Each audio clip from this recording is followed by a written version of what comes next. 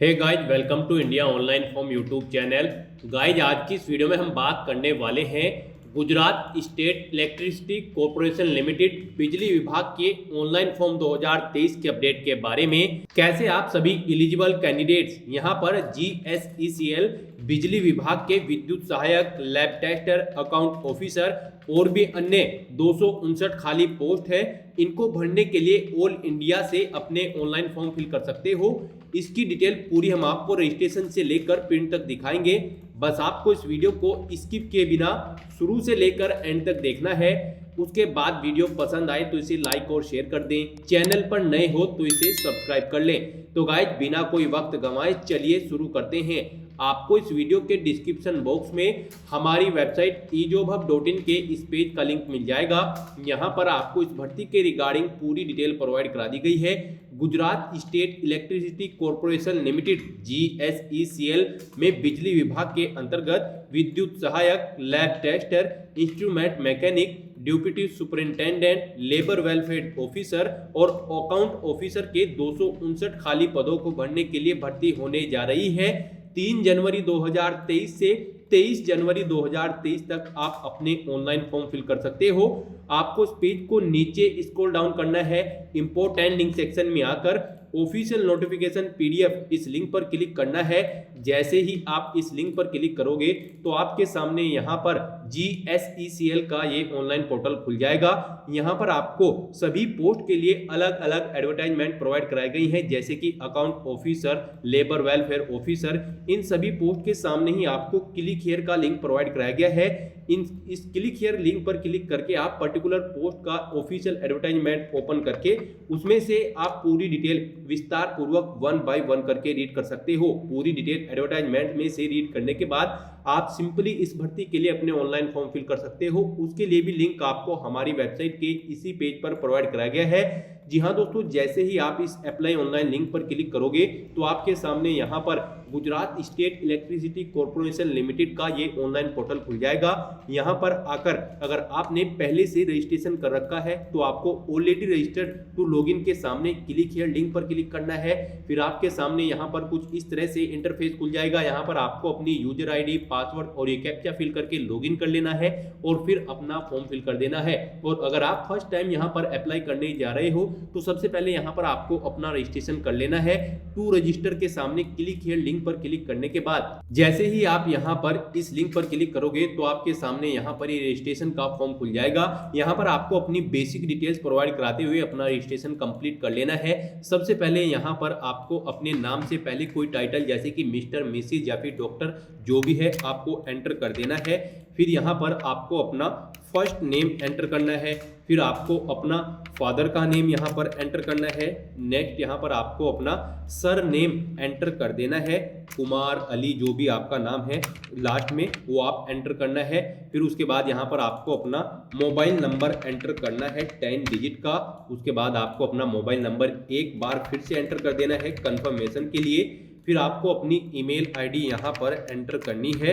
आपकी email ID और mobile number active and valid होना चाहिए। ईमेल आईडी भी यहाँ पर आपको 2 बार एंटर करनी है कंफर्मेशन के लिए। उसके बाद यहाँ पर आपको अपनी डेट ऑफ बर्थ इस कैलेंडर में से सिलेक्ट कर लेनी है। फिर आपको यहाँ पर अपना जेंडर सिलेक्ट कर लेना है। नेक्स्ट यहाँ पर आपको अपनी नेशनैलिटी सिलेक्ट कर लेनी है। फिर आपको इस पेज को नीचे स्क्रॉल डाउन करना है और यहाँ पर जनरेट OTP बटन पर क्लिक करना है। उसके बाद आपके सामने यहाँ पर कुछ इस तरह से इंटरफेस शो हो जाएगा। अब यहाँ पर आपको ये कैप्चा कोड फिल करना है और सबमिट बटन पर क्लिक कर देना है।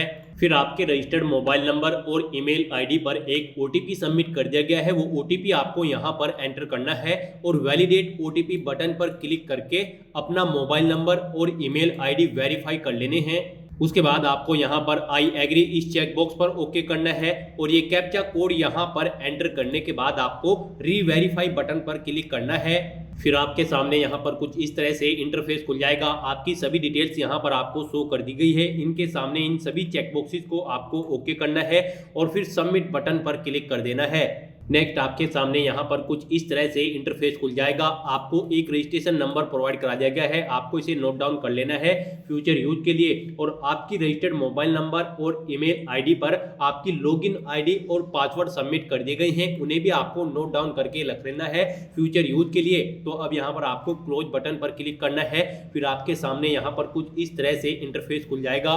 यहाँ पर आकर आपको पोस्ट सिलेक्शन इस बटन पर क्लिक करना है। उसके बाद आपको क्लिक हियर टू अप्लाई इस ग्रीन कलर के बटन पर क्लिक कर देना है। उसके बाद आपके सामने यहाँ पर एप्लीकेशन फॉर्म का इंटरफेस खुल जाएगा। यहाँ पर अब आपको अपनी पर्सनल डिटेल्स फिल करनी है, फिर अपनी एडिशनल डिटेल्स, फिर अपनी एजुकेशनल क्वालिफिकेशन की डिटेल, उसके बाद सिटी प्रेफरेंसेस चूज करने के बाद आपको अपने डॉक्यूमेंट अपलोड करने हैं और फीस पेमेंट करते हुए अपना एप्लीकेशन फॉर्म फिल कर देना है। तो गाइज यहाँ पर अब आपको अपनी कुछ डिटेल्स प्रोवाइड करानी है। कुछ डिटेल्स यहाँ पर आपको ऑटोमेटिकली फिल मिल जाएंगी जो आपने रजिस्ट्रेशन टाइम पे फिल की थी। बस अब यहाँ पर आपको अपने मदर का नाम एंटर कर देना है। उसके बाद यहाँ पर आपको अपने फादर का नाम एंटर करना है। नेक्स्ट आपको अपना मैरिटल स्टेटस सेलेक्ट कर लेना है, आप मैरिड हो, अनमैरिड हो या फिर विडो हो। उसके बाद यहाँ पर आपको पोस्ट का नाम सेलेक्ट कर लेना है जिस पोस्ट के लिए आप अप्लाई करना चाहते हो। गाइज यहाँ पर हम आपको विद्युत सहायक प्लांट अटेंडेंट फर्स्ट इलेक्ट्रिकल की पोस्ट के लिए अप्लाई करके दिखाएंगे। बाकी की सब पोस्ट के लिए भी आपको सेम ऐसे ही अप्लाई कर देना है। तो यहाँ पर आपको पोस्ट सेलेक्ट कर लेनी है। उसके बाद आपसे पूछा गया है कि क्या आपके पास गुजरात स्टेट का डोमिसाइल है, अगर है तो आप यस करेंगे, अगर नहीं है तो आपको नो सेलेक्ट कर लेना है। नेक्स्ट यहाँ पर आपको अपनी कास्ट सेलेक्ट कर लेनी है। अगर आप रिजर्व कैटेगरी से हो तो यहाँ पर आपको कास्ट सर्टिफिकेट आपका कब इशू हुआ था वो डेट सेलेक्ट कर लेनी है। और फिर यहाँ पर आपको अपनी कास्ट सर्टिफिकेट का सीरियल नंबर एंटर कर देना है। नेक्स्ट आपसे पूछा गया है कि क्या आप एक्स सर्विसमैन हैं, अगर हैं तो आप यस करेंगे, अगर नहीं है तो आपको नो सेलेक्ट कर लेना है। फिर आपसे पूछा गया है कि क्या आप पर्सन विद बेंचमार्क डिसेबिलिटी आपकी 40% से अबव है, अगर है तो आप यस करेंगे, नहीं तो आपको यहाँ पर नो सेलेक्ट कर लेना है। नेक्स्ट आपसे पूछा गया है कि आप POAT अप्रेंटिस है GSECL में, अगर हैं तो आप यस करेंगे। और फिर यहाँ पर अपना अप्रेंटिस रजिस्ट्रेशन नंबर और एम्प्लॉयमेंट एक्सचेंज रजिस्टर्ड आपको यहाँ पर यस या नो सिलेक्ट कर लेना है। और अगर नहीं है तो यहाँ पर आपको बोर्ड अप्रेंटिस GSECL में नो सिलेक्ट कर लेना है। नेक्स्ट आपसे पूछा गया है रजिस्टर्ड एम्प्लॉयमेंट एक्सचेंज, अगर है तो यस करेंगे, नहीं तो आप यहाँ पर नो सिलेक्ट कर लेंगे। नेक्स्ट आपसे पूछा गया है कि क्या आप रिटायर्ड एम्प्लॉय हो GUVNL और सब्सिडाइरीज कंपनी से, अगर हैं तो आप यस करेंगे, नहीं तो यहाँ पर आपको नो सेलेक्ट कर लेना है। उसके बाद आपसे पूछा गया कि क्या आप एम्प्लॉय हो GUVNL या फिर सब्सिडायरी कंपनी में, अगर हैं तो आप यस करेंगे, नहीं तो यहाँ पर भी आपको नो सेलेक्ट कर लेना है। उसके बाद आपसे पूछा गया है कि क्या आप नाइट शिफ्ट में भी वर्किंग यानी कि काम कर सकते हो, अगर कर सकते हो तो आपको यहाँ पर यस करना है, नहीं तो आपको नो सेलेक्ट कर लेना है। उसके बाद यहाँ पर आपको अपना कोरोस्पोंडेंस एड्रेस एंटर करना है। सबसे पहले यहाँ पर आपको अपना हाउस नंबर एंटर कर देना है, फिर अपने विलेज या फिर सिटी का नाम आपको एंटर करना है। उसके बाद आपको यहाँ से अपनी कंट्री सिलेक्ट कर लेनी है। नेक्स्ट यहाँ पर आपको अपना स्टेट सिलेक्ट कर लेना है। उसके बाद आपको अपना डिस्ट्रिक्ट सिलेक्ट कर लेना है। डिस्ट्रिक्ट सिलेक्ट करने के बाद यहाँ पर आपको अपना पिन कोड एंटर कर देना है। उसके बाद आपको सेम ऐसे ही अपना परमानेंट एड्रेस एंटर करना है। और अगर आपका परमानेंट एड्रेस और कोरोस्पोंडेंस एड्रेस सेम है तो बस यहाँ पर आपको यस इस रेडियो बटन को सिलेक्ट कर लेना है। ऑटोमेटिकली यहाँ पर आपका परमानेंट एड्रेस आपके कोरोस्पोंडेंस एड्रेस के अकॉर्डिंग फिल हो जाएगा। उसके बाद यहाँ पर आपको सेव एंड नेक्स्ट बटन पर क्लिक कर देना है, फिर आपको ओके करना है। नेक्स्ट आपके सामने यहाँ पर कुछ इस तरह से इंटरफेस खुल जाएगा। अब यहाँ पर आपको अपनी एडिशनल डिटेल्स फिल करनी है। यहाँ पर आपके कैरेक्टर से रिलेटेड आपसे कुछ क्वेश्चंस पूछे गए हैं, आपको इन्हें 1 बाय 1 करके केयरफुली रीड कर लेना है और फिर यस या नो में आपको अपना आंसर यहाँ पर एंटर कर देना है। उसके बाद आपको अपनी आइडेंटिफिकेशन डिटेल्स फिल करनी है। यहाँ पर अगर आपकी बॉडी पर कहीं पर कोई कट या फिर तिल का निशान है तो आपको उस प्लेस का नाम यहाँ पर एंटर कर देना है, अदरवाइज आपको यहाँ पर नो मार्क एंटर कर देना है। फिर आपसे पूछा गया है यहाँ पर आपकी आइडेंटिटी प्रूफ, यहाँ पर आपके पास कम से कम एक आइडेंटिटी प्रूफ होना मैंडेटरी है। उसके लिए यहाँ पर आपसे पूछा गया कि क्या आपके पास पैन कार्ड है, अगर है तो आप यस करेंगे और फिर यहाँ पर अपना पैन कार्ड नंबर और नेम आपको एंटर कर देना है, और अगर नहीं है तो यहाँ पर आपको नो सेलेक्ट कर लेना है। फिर आपसे पूछा गया कि क्या आपके पास ड्राइविंग लाइसेंस है, अगर है तो आप यस करेंगे और यहाँ पर अपना ड्राइविंग लाइसेंस नंबर, उस पर क्या आपका नाम है वो एंटर करना है, किस अथॉरिटी ने आपको इशू किया था वो एंटर करना है, डेट यहाँ से आपको सिलेक्ट कर लेनी है, कब आपको वो ड्राइविंग लाइसेंस प्राप्त हुआ था और कब तक उसकी वैधता है वो डेट भी आपको यहाँ पर इस कैलेंडर में से सिलेक्ट कर लेनी है, और उसका टाइप आपको यहाँ से सिलेक्ट कर लेना है। और अगर आपके पास ड्राइविंग लाइसेंस नहीं है तो यहाँ पर आपको नो सेलेक्ट कर लेना है। फिर आपसे पूछा गया कि क्या आपके पास वोटर आईडी है, अगर है तो आप यस करेंगे, नहीं है तो आप नो करेंगे। यहाँ पर यस अगर आप करते हो तो यहाँ पर आपको अपनी वोटर आईडी नंबर एंटर करना है, फिर उस पर जो आपका नाम प्रिंट है वो आपको एंटर कर देना है। नेक्स्ट यहाँ पर आपसे पूछा गया है कि क्या आपके पास पासपोर्ट है, अगर है तो आप यस करेंगे और उसकी डिटेल आपको यहाँ पर फिल करनी है, और अगर नहीं है तो यहाँ पर आप नो सेलेक्ट कर लेंगे। उसके बाद आपको यहाँ पर इस चेकबॉक्स को ओके करना है और सेव एंड नेक्स्ट बटन पर क्लिक कर देना है। फिर आपके सामने यहाँ पर कुछ इस तरह से इंटरफेस खुल जाएगा। अब यहाँ पर आपको अपनी क्वालिफिकेशन की डिटेल को प्रोवाइड करा देना है। सबसे पहले यहाँ पर आपको 10th क्लास की डिटेल प्रोवाइड करानी है। यहाँ पर आपको सबसे पहले देना है अपने बोर्ड का नाम, किस बोर्ड से आपने 10th क्लास पास की है। फिर आपको अपने स्कूल या फिर कॉलेज का नाम एंटर करना है। उसके बाद आपके मार्क्स परसेंटेज में थे, ग्रेड में थे या फिर सीजीपीए में, आपको ऑप्शन सेलेक्ट कर लेना है। परसेंटेज अगर आप सेलेक्ट करते हो तो यहाँ पर आपको देने हैं सबसे पहले कितने मार्क्स आपने ऑब्टेन किए थे वो एंटर करने हैं, फिर टोटल मार्क्स कितने थे जिनमें से आपने मार्क्स ऑब्टेन किए थे, फिर आपको परसेंटेज एंटर करनी है। फिर यहाँ पर आपको अपना पासिंग ईयर सेलेक्ट कर लेना है। उसके बाद यहाँ पर आपको सेम ऐसे ही 12th क्लास की डिटेल को फिल कर देना है, और फिर यहाँ पर आपको अपनी अंडर ग्रेजुएट डिग्री या फिर डिप्लोमा की डिटेल को फिल कर देना है। यहाँ पर आपको डिप्लोमे का नेम आपकी पोस्ट के अकॉर्डिंग सिलेक्ट मिल जाएगा। अगर आपने यहाँ पर इलेक्ट्रिकल इंजीनियरिंग डिप्लोमा विद्युत सहायक के लिए अप्लाई किया है तो यहाँ पर आपको आपकी डिग्री या फिर डिप्लोमे का नाम ऑटोमेटिकली मिल जाएगा। उसके बाद यहाँ पर आपको इंस्टीट्यूट का नाम देना है, किस इंस्टीट्यूट से आपने ये डिप्लोमा या डिग्री कंप्लीट की है।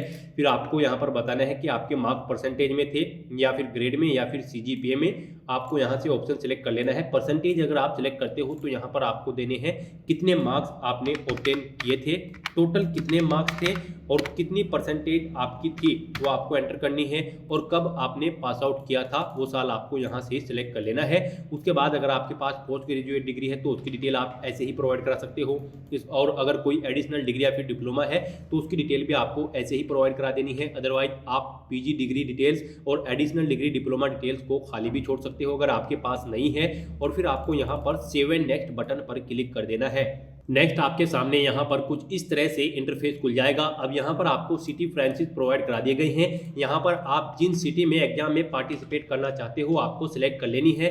6 ऑप्शंस आपको यहाँ पर प्रोवाइड कराए गए हैं। आपको अपनी चॉइस के अकॉर्डिंग यहाँ पर 6 सिटी सिलेक्ट कर लेनी है।